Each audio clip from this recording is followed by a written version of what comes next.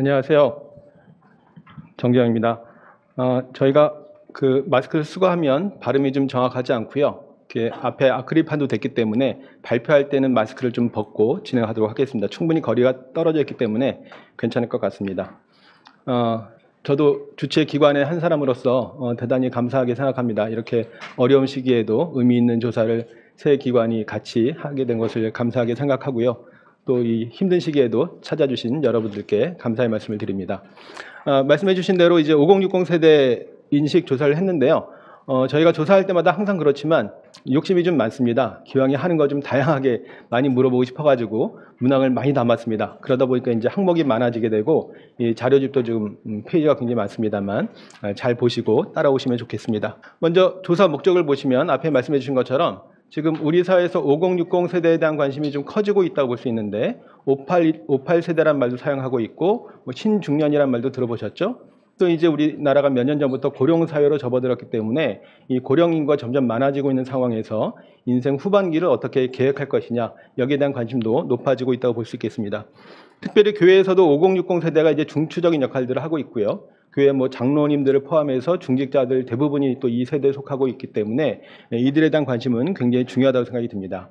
그러나 우리가 다음 세대에 대한 관심을 많이 얘기하면서 정작 이 중추적인 역할을 하는 이분들에 대한 관심이 좀 많지 않았던 것은 아닌가. 실제로 이 연령대에 대한 조사가 거의 없었던 것 같습니다. 그런 취지로 이번에 조사를 하게 되었고요.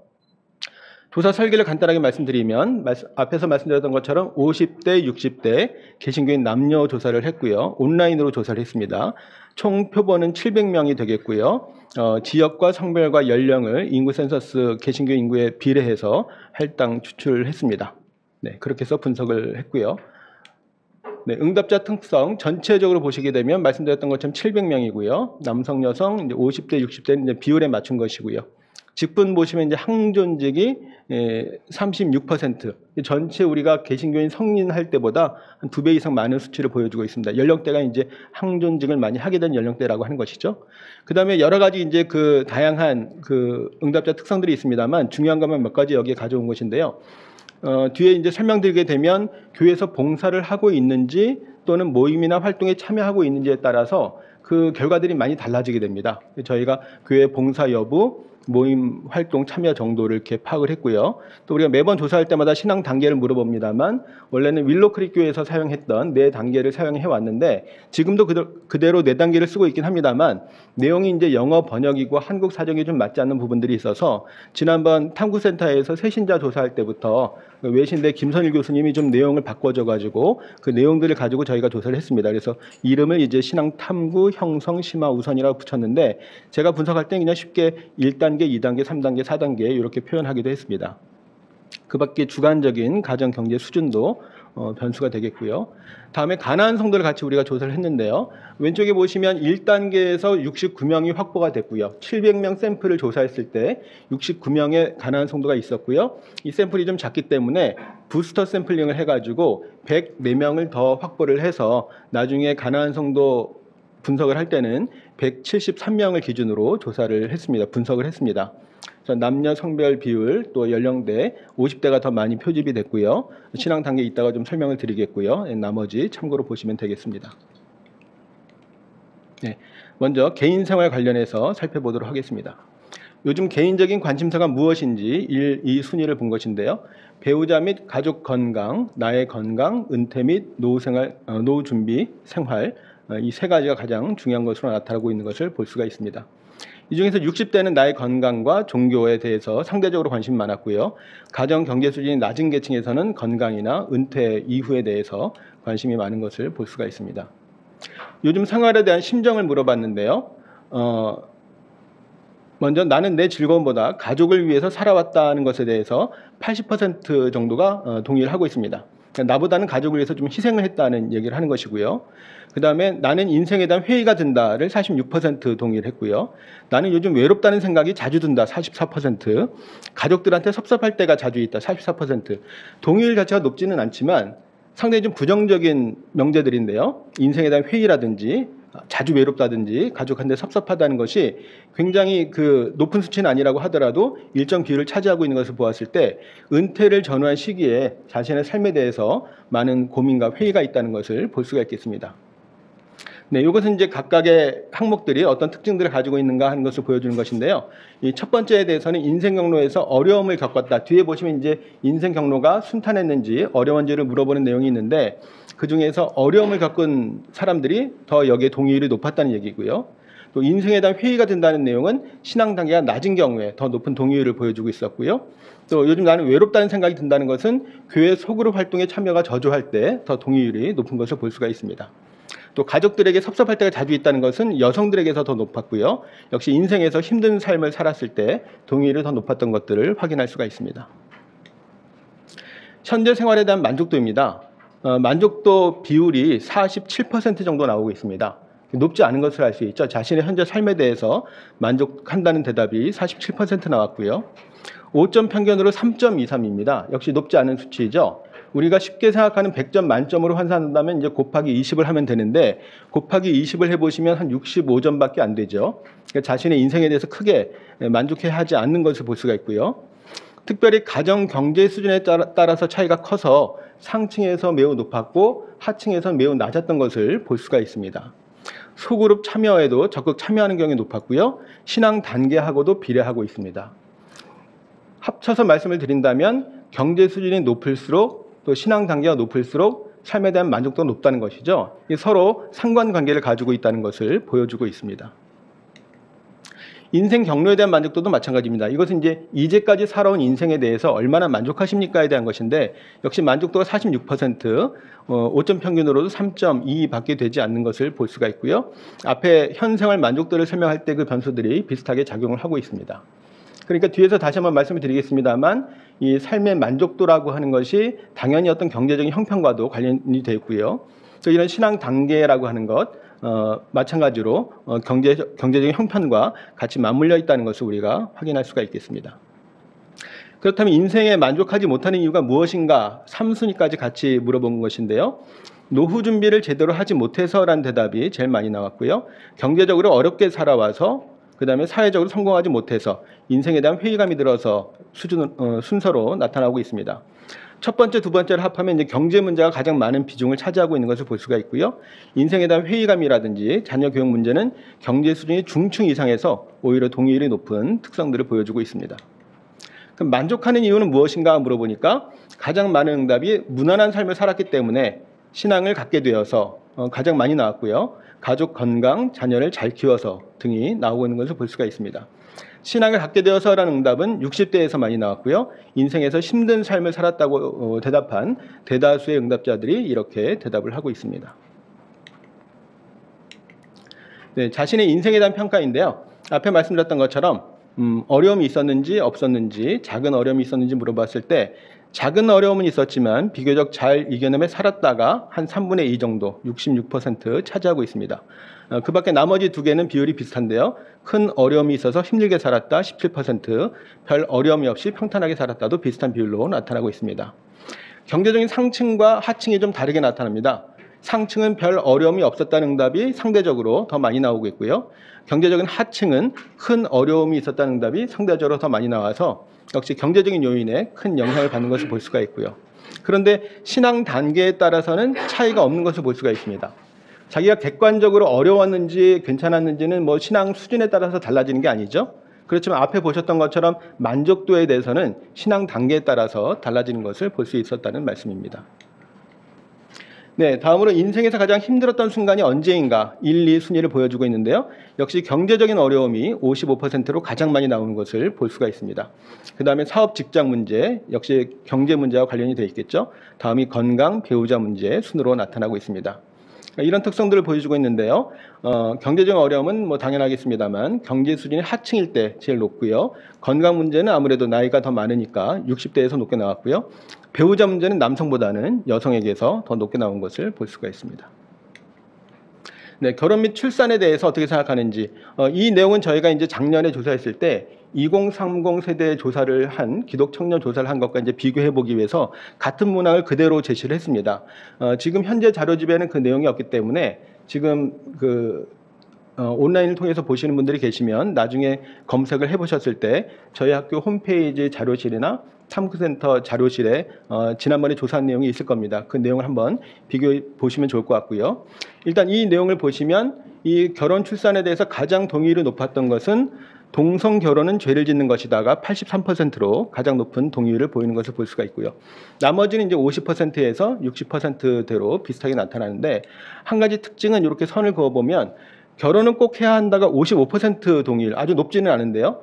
자녀는 꼭 가져야 한다가 그보다 높게 66% 동의를 하고 있습니다. 그러니까 결혼을 해야 된다는 것보다도 자녀를 가져야 된다는 것이 더 중요하게 인식이 되고 있는 좀 특징을 볼 수가 있습니다.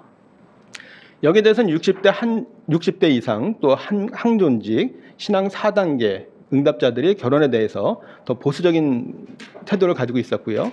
2030하고 비교해보면 5060이 더 보수적인 생각을 가지고 있는 것을 볼 수가 있습니다. 가장 차이가 많이 나는 항목은 자녀는 꼭 가져야 한다. 그 차이가 24%포인트 차이를 보이고 있고요. 가난한 성도들, 이 샘플에서 이제 한 69명 이렇게 있습니다만 자녀 출산 외에는 동의율이 전체적으로 낮아서 가난한 성도들은 좀 더 개방적인 생각을 가지고 있다. 이렇게 볼 수 있겠습니다. 네, 이 항목은 여성에게서 더 높게 나타났습니다. 네, 본인 세대에 대한 자의식입니다. 대체로 높은 동의율들을 보여주고 있는데요. 우리 세대가 우리나라 민주화를 주도한 세대다. 83% 동의하고요. 한국 경제를 발전시키고 이끌어온 세대다. 86%. 개인적인 이익보다 국가 이익을 우선시하면서 살아왔다. 77%. 또 나머지 이렇게 나타나고 있습니다. 전체적으로 보시면 지금 50대와 60대로 구별해서 보여드리고 있는데요. 60대가 동의율이 전체적으로 다 높죠. 60대의 자의식이 높다는 것이 우리가 이렇게 많이 했는데 잘 해왔는데 거기에 대해서 이제 인정받지 못하다는 생각이 있기 때문에 오히려 상대적인 박탈감을 크게 하는 이유가 될 수 있으리라 생각이 듭니다. 나머지 그 항목별 특성은 참고로 보시면 되겠습니다. 네, 세대 관계에 대한 인식입니다. 이 내용이 좀 흥미롭게 느껴졌는데요. 우리 세대는 젊은 세대와 소통할 준비가 되어 있다. 84%가 동의를 하고 있습니다. 대부분 준비가 되어 있다고 생각하는 거죠.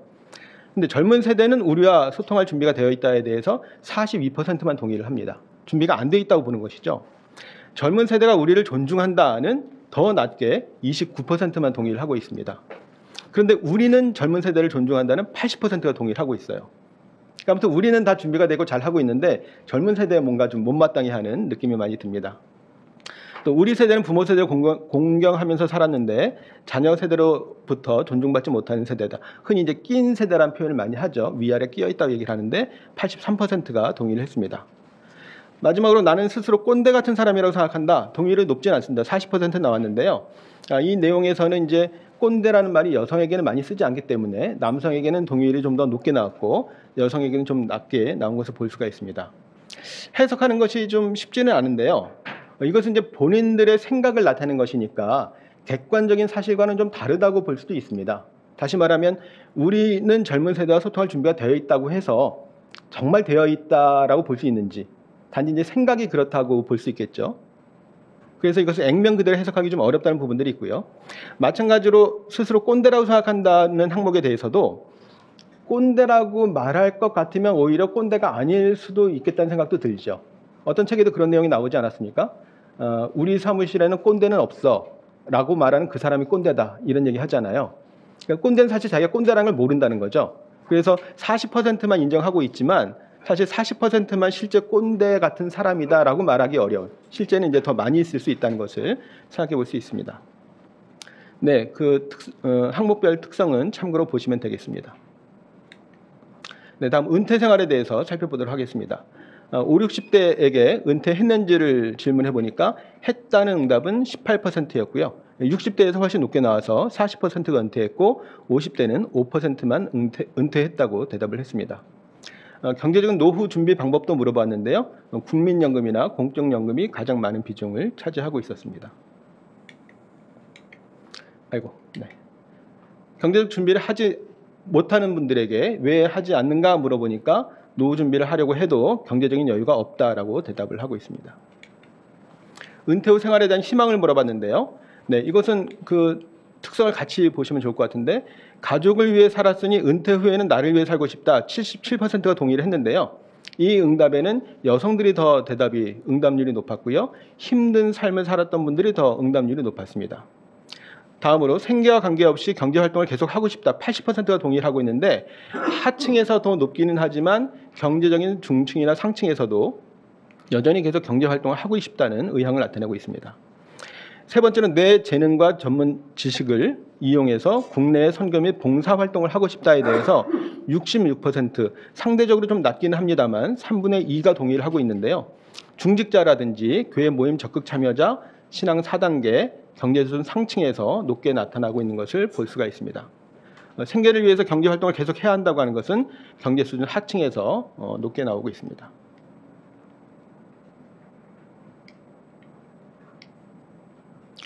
네.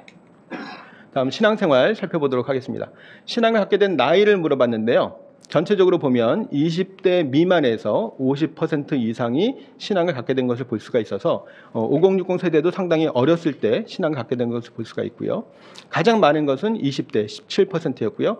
평균 나이는 22살쯤에 신앙을 가진 것으로 보아서 이미 5060 세대도 상당히 젊은 나이에 신앙을 갖게 된 것을 볼 수가 있습니다.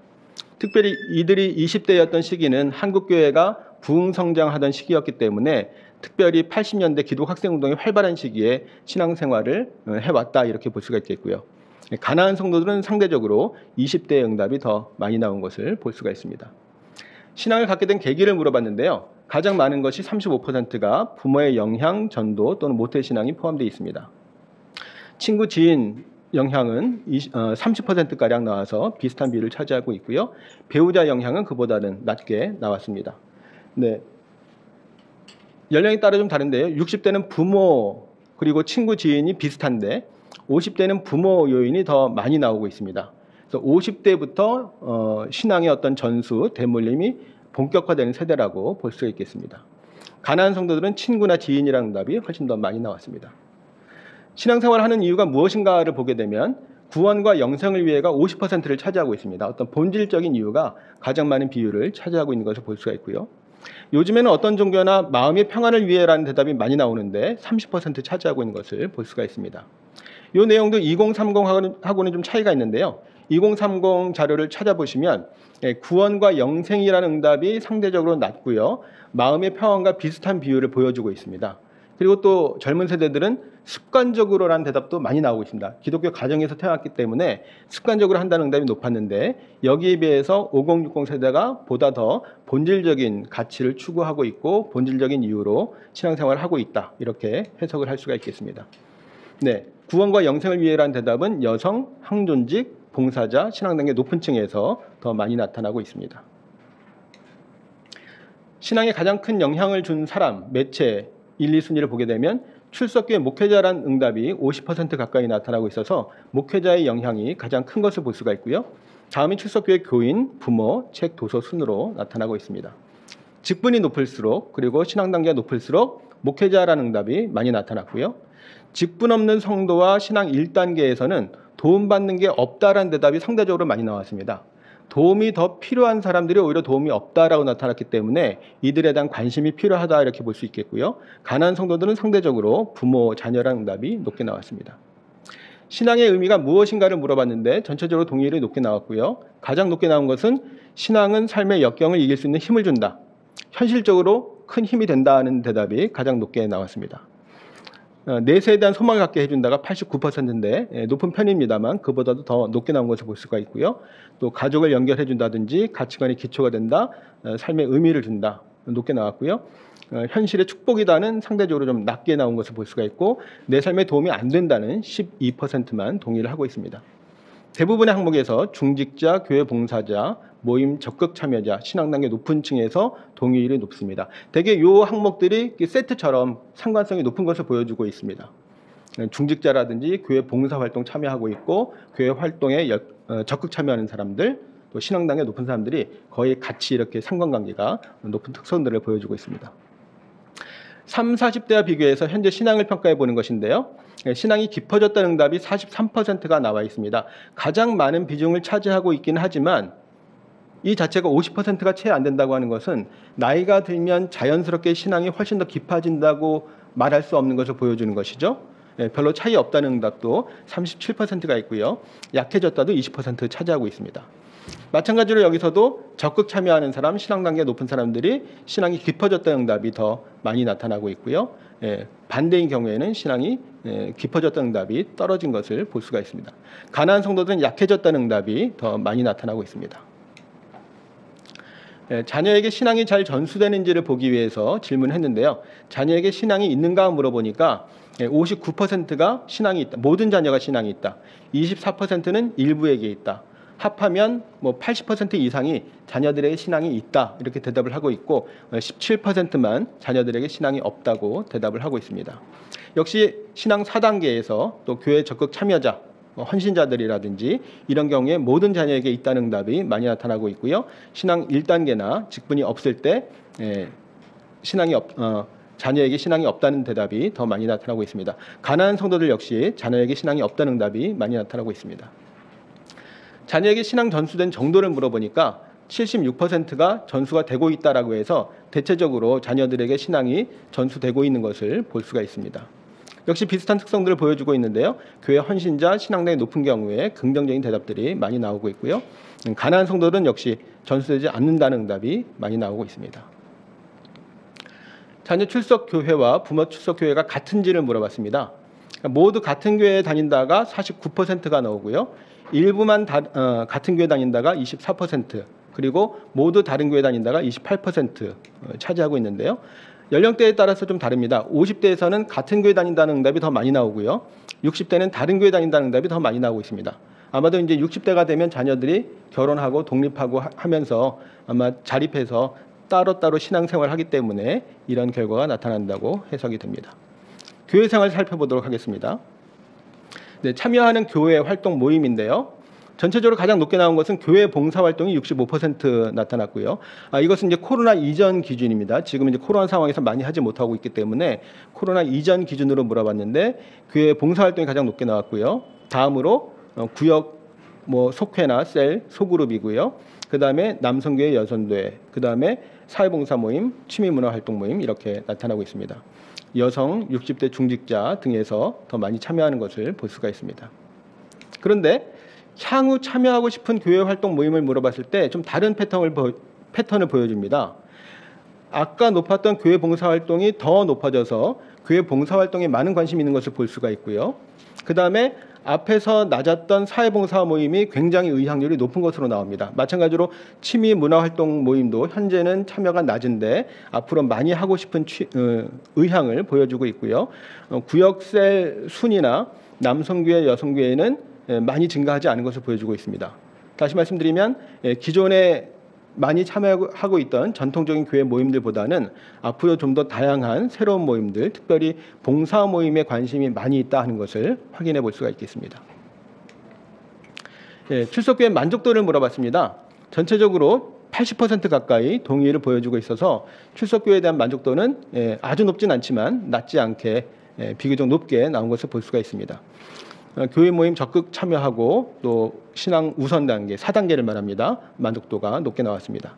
2030 세대하고 비교하면 또 약간 더 높기 때문에 전체적으로 보았을 때 낮지 않은 수준이다 이렇게 볼 수 있겠고요. 그러면 만족하지 못하는 분들에게 왜 만족하지 못하는지 복수응답으로 물어봤는데요. 가장 많은 것은 33%가 교인 간의 사랑이 없는 형식적인 관계를 답했고요. 31%는 시대의 흐름을 쫓아가지 못하는 고리타분함, 30%는 교회 지도자들의 언행과 불일치하는 삶, 이런 대답들이 많이 나오고 있습니다. 신앙 단계에 따라서 조금 다르게 나타나는데요. 신앙 2, 3단계에서는 교회 지도자들의 문제를 얘기했고요. 4단계에서는 시대 흐름을 쫓아가지 못하는 것을 중요한 이유로 꼽아서 좀 차이가 나타나는 것을 볼 수가 있습니다. 만족하는 분들에게 왜 만족하는지를 물어보니까 가장 높은 것이 교인 간의 진정성 있는 관계와 교제라고 얘기를 하고 있습니다. 앞에 보시면 형식적인 관계가 가장 불만족의 큰 이유였는데요. 만족할 때는 반대로 진정성이 있는 관계와 교제, 공동체성이 있는 것을 가장 만족스러워하는 것을 볼 수가 있습니다. 그리고 교회가 이웃과 사회에 대해서 공적인 책임을 수행하는 것, 또 교회가 영적인 답을 주는 것, 또 흐름을 맞춰가는 것, 이런 것들이 만족하는 이유로 가장 높게 나온 것을 볼 수가 있습니다. 앞에 불만족하는 이유와 같이 보게 되면 교회의 만족도를 결정하는 요인들은 공동체성, 공공성, 영성, 동시대성 이렇게 좀 간략하게 표현했습니다만 이런 것들이 이제 중요하게 영향을 미치고 있고요. 그래서 공공성은 있으면 만족도를 높이지만 불만족에서 보았을 때는 없어도 불만족을 높이지는 않는 것을 볼 수가 있습니다. 반대로 도덕성이라고 하는 것은 불만족에선 중요한 요인이었는데 여기선 크게 드러나고 있지 않은 것을 볼 수 있습니다. 그래서 이런 공동체성, 공공성, 동시대성에 주력하면서 도덕성을 훼손하지 않는 이런 것들이 교회에 대한 만족도를 높이는 방안이 될 것이라 생각을 합니다. 네, 은퇴 후의 교회 활동에 대해서 질문을 했는데요. 은퇴 전보다 더 적극적으로 할 것 같은지 그렇지 않을 건지를 물어본 것인데요. 교회 출석자들 전체에게 물어봤을 때 적극 참여한다는 대답이 32% 나왔고요. 차이 없다 그리고 덜 참여한다가 10%가량 나왔는데 실제 은퇴한 분들을 나눠서 보게 되니까 은퇴한 분들 경우에는 적극 참여한다는 응답이 20%에 못 미치고 있습니다. 그러니까 예상했던 것보다는 실제로는 더 적극적으로 참여하고 있지 못하다라고 하는 것을 확인해 볼 수가 있습니다. 마찬가지로 덜 참여한다는 응답은 은퇴자들에게서 더 많이 나타나고 있습니다. 반면에 헌금은 큰 차이가 없어 보이는데요. 헌금 변화가 어떻게 있을 것 같은가 물어보니까 줄어들 것 같다, 줄어들었다가 57%로 나타나고 있는데 실제 은퇴한 분들에게 물어보니까 줄어들었다는 대답이 원래 줄 것 같다는 대답보다는 좀 낮게 나옵니다. 비슷하다는 대답이 거의 50% 차지하고 있고요. 그래서 헌금은 아마도 줄어들긴 줄어들겠지만 예상보다 그렇게 크게 줄어들지는 않을 수 있다. 이렇게 예상해 볼 수 있을 것 같습니다. 요즘 대부분 교회들이 교단법에서도 마찬가지고 70세가 이제 은퇴 연령으로 되어 있는데 이런 제도에 대해서 어떻게 생각하는지 물어보니까 찬성한다가 60%로 가장 많이 나왔고요. 반대한다는 6%만 나타내고 있습니다. 60대 중직자, 교회 봉사자가 참여하는 비율이 높게 나왔습니다. 70대 교회 은퇴자의 교회 사역에 대한 의견인데 무슨 말이냐 하면 70세에 은퇴하더라도 일부 교회 사역을 계속하거나 일부 이제 책임을 맡는 것에 대해서 어떻게 생각하십니까? 라고 물어본 것입니다. 여기에 대해서 찬성이 53% 나왔습니다. 높게 나오진 않았지만 내용들을 보게 되면 교회 봉사 활동을 하거나 적극 참여하고 교회 사역에 참여하고 있는 사람들에게서 더 응답률이 높게 나오기 때문에 지금 참여하고 있는 분들은 70세 은퇴하더라도 조금 더 이런 사역이나 봉사를 계속할 수 있으면 좋겠다는 의견들을 많이 가지고 있는 것으로 해석이 됩니다. 네, 다음 코로나 상황으로 넘어가도록 하겠습니다. 네, 이런 질문들은 이제 우리가 추적 조사할 때 많이 계속 사용해온 질문인데요. 신앙활동 변화에 대해서 물어봤습니다. 코로나 이전과 비교해서 어떤가 물어보니까 비슷하다가 33%, 코로나 이전보다 줄었다는 대답이 57%, 줄었다는 대답이 훨씬 많이 나온 것을 볼 수가 있고요. 신앙 1단계와 가난한 성도들은 신앙생활을 하지 않는다는 응답이 전체적으로 높게 나왔습니다. 또 5060 세대보다 2030 세대보다 이번 5060 세대에서 감소했다는 비율이 더 큰데요. 그것은 5060 세대들이 이런 신앙활동 많이 하지 않는다라기보다는 오히려 2030보다 더 많이 하기 때문에 상대적으로 더 많이 줄었다라고 하는 응답으로 해석해야 될 것 같습니다. 네, 그럼 신앙 수준은 어떻습니까? 물어보니까 여기는 이전과 비슷하다는 응답이 45%로 제일 많이 나왔고요. 그렇지만 신앙이 약해진 것 같다도 32%로 많이 나온 것을 볼 수가 있습니다. 내용들을 보면 좀 차이가 있는데요. 서리집사, 비봉사자, 교회 소극적 참여자, 신앙 1단계.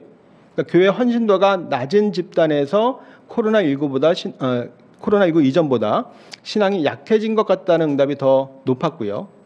신앙 수준이 높고 교회에 헌신적으로 참여하는 그룹에서는 오히려 깊어진 것 같다는 응답이 더 많이 나왔습니다. 그래서 다른 조사에서도 비슷하게 나왔습니다만 코로나 상황에서 일종의 신앙의 양극화가 나타나고 있다. 신앙이 돈독한 사람은 그대로 유지하고 있지만 신앙이 약한 사람들이 잘 보호받고 있지 못하는 것들을 볼 수가 있습니다.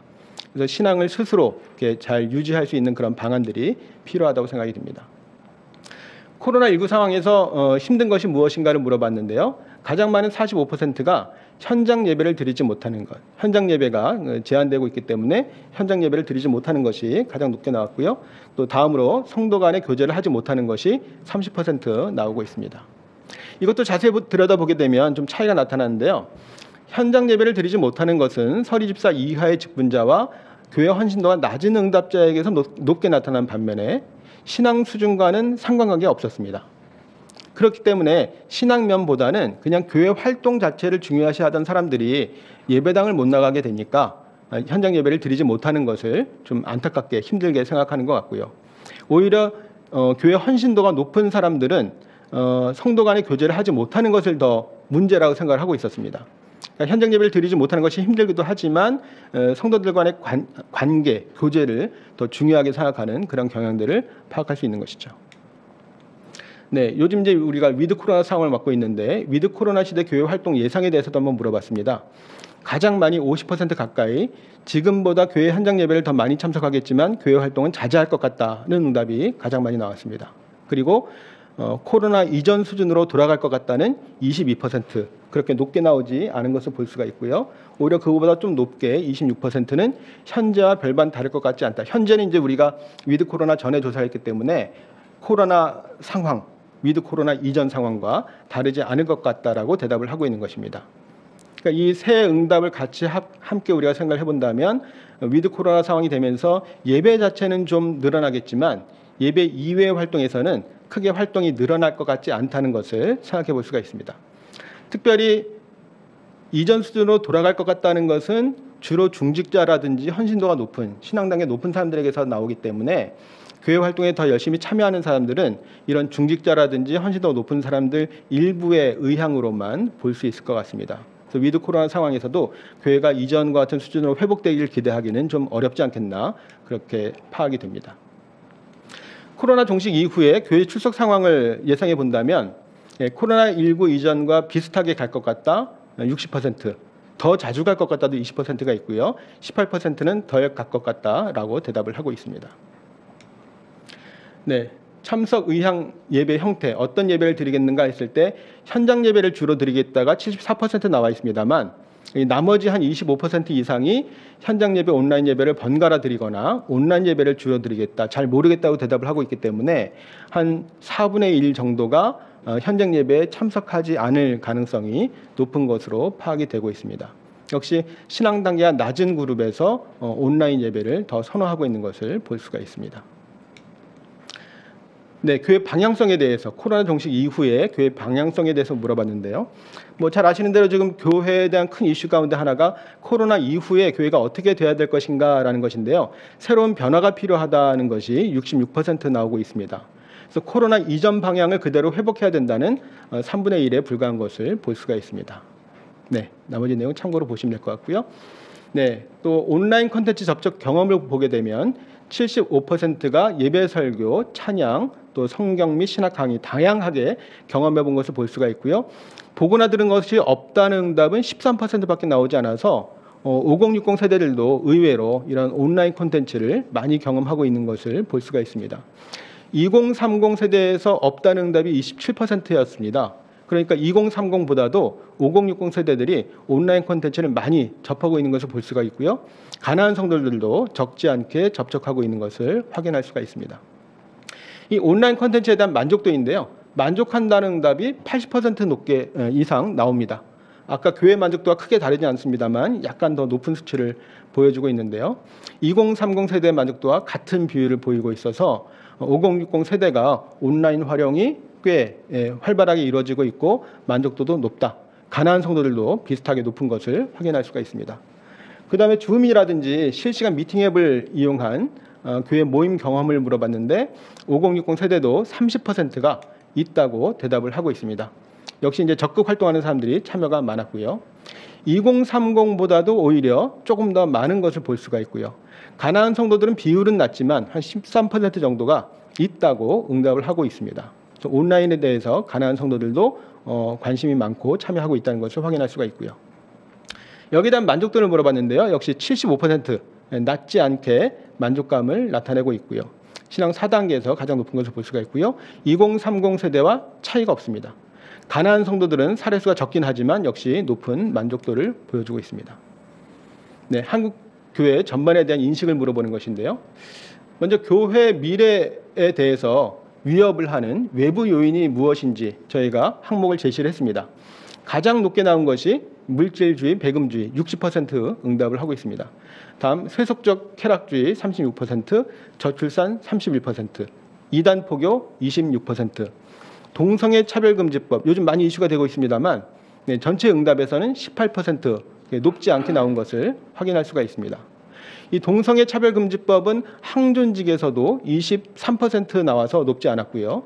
신앙 우선 단계에서는 31%가 나와서 다소 높기는 했지만 이들도 물질주의나 쾌락주의를 더 문제라고 생각을 하고 있어서 전체 교회를 위협하는 요소들 중에서는 동성애나 차별금지법이 큰 비중을 차지 않는 것으로 보고 있는 것을 알 수가 있습니다. 그렇다면 교회의 미래를 위협하는 내부 요인은 무엇인가를 물어봤는데요. 말만 앞세우고 따르지 않는 삶이 가장 높게 나왔고요. 비슷하게 교회나 교인들의 이기적인 모습, 교회 세습 등 사유화, 목사의 윤리 도덕성 이런 것들이 높게 나온 것을 볼 수가 있습니다.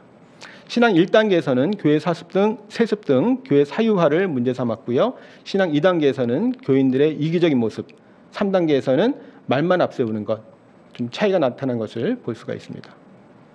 그렇다면 교회를 위협하는 요인들 중에 내부 요인이 더 큰가, 외부 요인이 더 큰가도 물어보았습니다. 그랬더니 내부 요인이 더 크다는 응답이 3분의 2 이상 차지하고 있는 것을 보여주고 있어서 교회의 문제는 내부에 있다라는 생각을 많이 나타내고 있는 것을 볼 수가 있습니다. 교회 내부 요인으로 많이 대답한 것은 신앙 1단계 응답자들하고 교회 외부 요인을 응답한 것은 반대로 교회에 더 헌신하는 사람들인 것을 볼 수가 있는데요. 헌신자 그룹은 내부 요인을 상대적으로 더 중요하게 보았고 비헌신 그룹은 내부 요인을 더 중요하게 보았다고 할 수 있습니다.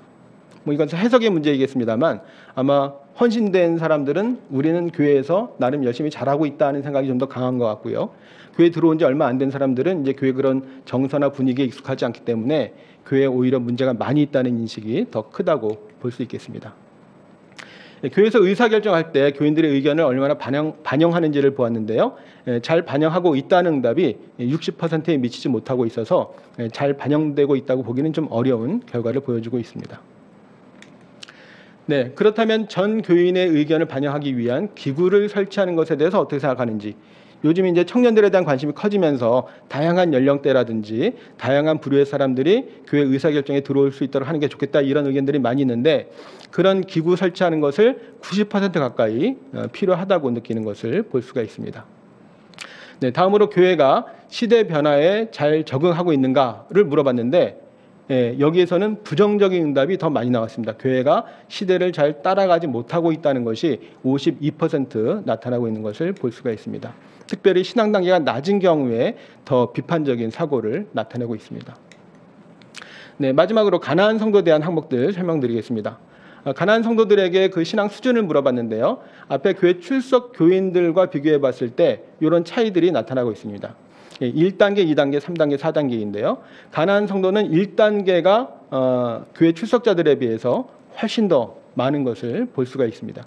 2단계는 비슷하고요. 3단계가 좀 차이 나고요. 4단계가 많이 적은 것을 볼 수가 있습니다. 그래서 이미 뒤에 보시면 아시겠지만 교회를 떠난 지 8년, 이번 조사에서 8년 돼 있기 때문에 그 사이에 신앙이 좀 많이 약화되었거나 또는 성장하지 못했다 하는 것들을 확인할 수가 있겠습니다. 말씀드린 대로 교회에 안 나간 지 얼마나 되었습니까? 라고 물어봤을 때 전체적으로 5년 이하를 포함하면 50% 넘습니다. 그러니까 교회를 떠난 지 5년이 채 안 된 사람들이 50%라고 하는 것은 비교적 최근에 교회를 떠나고 있다는 것을 알 수 있습니다. 전체 평균은 8년 정도 된 것을 확인할 수 있습니다. 교회를 출석하지 않는 이유를 물어보니까 꼭 가야겠다는 생각이 들지 않아서 굳이 갈 이유가 없다는 얘기죠. 그 다음에 여러 가지 개인적인 이유, 그 다음에 자유로운 신앙생활을 위해서, 또 시간이 없어서 15% 등으로 나타나고 있습니다. 2030 조사를 했을 때는 꼭 교회에 가야 할 마음이 생기지 않아서 하고 그 다음에 시간이 없어서가 많이 나왔습니다. 그래서 우리가 그때 설명할 때는 2030 세대들이 이제 학업이라든지 취업에 시간이 많이 들어가기 때문에 시간이 없어서 바빠서 그렇다 하는 것을 중요하게 보았는데 5060은 시간이 없어서라는 답이 굉장히 낮게 나오고 오히려 자유로운 신앙생활을 위해서가 2030보다 높게 나온 것을 볼 수가 있습니다. 이런 그 응답별 특성이 있는 것은 참고로 보시면 되겠습니다. 그렇다면 앞에 보신 자유로운 신앙생활이라고 하는 게 구체적으로 뭘 의미합니까? 그 응답한 사람들에게만 따로 질문했는데요. 60% 가까이가 정해진 관습과 규칙대로 신앙생활을 하고 싶지 않아서라는 대답을 하고 있습니다. 그러니까 교회란 어떤 만들어진 틀에 얽매여서 신앙생활을 하고 싶지 않다는 응답이 이 5060 가난한 성도들에게 많이 나온 것을 볼 수가 있습니다. 네, 그렇다면 가난한 성도, 교회를 출석하지 않음에도 불구하고 기독교인으로서 정체성을 가지고 있는 이유가 무엇입니까? 라고 물어봤는데 가장 많이 39%가 하나님의 존재를 믿기 때문에 라고 대답을 하고 있고요. 또 오랫동안 신앙생활을 해왔기 때문에, 예수님을 믿기 때문에 등의 대답이 나오고 있습니다. 우리가 매번 조사할 때마다 비슷한 문항을 물어봐서 이렇게 분류를 해보는데요. 2030 세대는 기독교 가정에서 자랐다는 것이 훨씬 더 많이 나온 특징을 보여주고 있고요. 이렇게 좀 분류를 해볼 수 있을 것 같습니다. 이 두 가지를 합하면 정체성이 뚜렷한 그리스도인은 50% 이상 차지하고 있고요. 또 습관적으로 신앙생활하는 관습적인 그리스도인이 한 30%, 문화적인 그리스도인이 한 12%, 비율에 따라서 좀 차이는 있지만 전체적으로 이전에 했던 가나안 성도 조사하고 크게 다르지 않은 것을 확인할 수 있습니다. 네, 그렇다면 이들에게 향후에 교회에 돌아갈 의향이 있는가라고 물어봤는데 돌아가고 싶다는 응답이 67% 나왔습니다. 특히 신앙 단계가 높아질수록 가능한 한 빨리 가고 싶다는 대답이 많이 나왔고요. 저희가 3년 전에 성인 전체에 대해서 조사를 했었는데 그때 교회 다시 가고 싶다는 의향이 56% 나온 것과 비교해 보면 현재 5060, 지금 시간차는 좀 있습니다만 5060 세대의 교회에 돌아가고 싶은 의향이 더 높게 나온 것을 확인할 수가 있습니다. 네, 그렇다면 교회에 출석하고 있지 않고 가난한 성도인데 앞으로 기독교 신앙을 유지하겠습니까? 라고 물어보니까 90% 좀 넘게 기독교 신앙을 유지하고 싶다. 버리겠다는 생각은 1%가 채 안 되고 있어서 분명히 이들은 교회에 출석하는 것과 기독교 신앙을 가지는 것을 좀 별개로 생각하고 있는 그런 특성들을 이전 조사와 마찬가지로 보여주고 있습니다. 네, 여기까지가 이제 이번에 조사 내용들을 좀 빠르게 전체적으로 소개해드린 내용이고요. 좀 정리해서 한번 말씀을 드리도록 하겠습니다. 네, 여기 주요 결과 내용은 앞에 있는 것들을 다시 한번 정리한 거니까 제가 반복하지 않겠고요. 자료집에 있는 내용들을 참고로 보시면 되겠습니다. 시간 관계상 이 부분은 생략하도록 하겠습니다. 네, 좀 정리해서 제안을 몇 가지 드린다면 이런 말씀들을 좀 드리고 싶은데요. 첫째는 박탈감을 느끼는 5060 세대들에게 관심이 좀 더 필요하지 않는가 하는 생각이 듭니다. 우리가 요즘 그 나이 드신 분들 이렇게 보게 되면 갑자기 막 이렇게 언성을 높이기도 하고 막 짜증을 부리기도 하고 그러는데 심리학자들의 설명이 본인들이 존중받지 못해서 그런 거라는 얘기들을 많이 하더라고요. 그런 것처럼 사회에서도 마찬가지고 교회에서도 지금 본인들은 중직을 맡고 또 한국교회 부흥기를 이끌어왔지만 거기에 대해서 이제 크게 인정받지도 못하고 또 앞으로 교회의 미래는 굉장히 불안하기 때문에 본인들 스스로도 많이 정서적으로 불안정해지는 그런 특징들을 보여주는 것 같습니다. 이번 조사에서는 소그룹 등 교회 참여가 활발한 5060 세대들이 여러 면에서 안정된 신앙생활을 하고 있고 만족스러워하고 있기 때문에 이들이 교회 활동에 적극 참여할 수 있는 방안들을 마련할 필요가 있다고 생각이 듭니다. 그런데 기존의 교회 소그룹들이 잘 운영되는 교회들도 있지만 많은 경우에 좀 형식적으로 운영이 되고 있고 또 교인 관리 차원에서 되고 있기 때문에 그런 방식보다는 좀 새로운 방식으로 현대적인 필요를 좀 이렇게 채워줄 수 있는 다양한 방식으로 좀 재구조화될 필요가 있지 않겠나 그렇게 생각이 들고요. 또 교인들은 어떤 한두 조직에 모두 이렇게 참여하도록 강요하기보다는 모두 다 100% 소그룹 활동을 해라. 물론 그렇게 요청할 수는 있지만 현실적으로 그렇게 되지 않거든요. 그렇다면 필요와 관심에 따라서 소그룹에 참여할 수도 있고 또 어떤 사람들은 기존의 어떤 남선교회를 더 선호할 수도 있고요. 또 뒤에 말씀드리겠지만 다양한 취미 문화 활동을 더 좋아할 수도 있기 때문에 봉사활동들을 포함해서 여러 다양한 그 조직이나 방법들을 이렇게 마련을 해서 교인들이 참여할 수 있는 기회들을 제공하는 게 중요하지 않나 생각이 듭니다. 특별히 경제 수준이 낮은 5060 세대들에게 보다 깊은 관심이 필요한데요. 앞에 보셨던 것처럼 경제 수준이 낮은 경우에 본인의 삶에 대한 만족도도 높지 않고요. 또 교회에 대한 만족도도 높지 않은 것을 확인할 수가 있습니다. 이것은 저희가 여러 번 벌써 몇 년 전에 평신도 교회 선택관 만족도 조사라든지 지난번 청년들 조사했을 때도 똑같이 나온 내용들입니다. 그러니까 우리가 교회에서는 신앙 얘기만 해야 된다라고 생각하는 경향들이 좀 있습니다만 우리들의 신앙생활이 경제적인 형편, 삶의 여건과 무관하게 이루어지는 것이 아니라고 하는 것이죠. 그런 점에서 이 성도들의 실제 삶의 현장에 대해서 좀 더 관심을 가질 필요가 있고요. 특별히 은퇴 후에 많은 어려움을 겪을 수 있기 때문에 이런 데 대한 관심과 지원이 필요하다고 생각이 듭니다.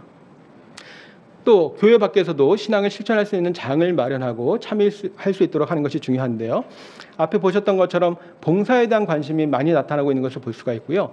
또 은퇴 후에는 자신의 재능을 살려서 선교나 봉사하고 싶다는 응답이 60% 이상 나온 것을 볼 수가 있습니다.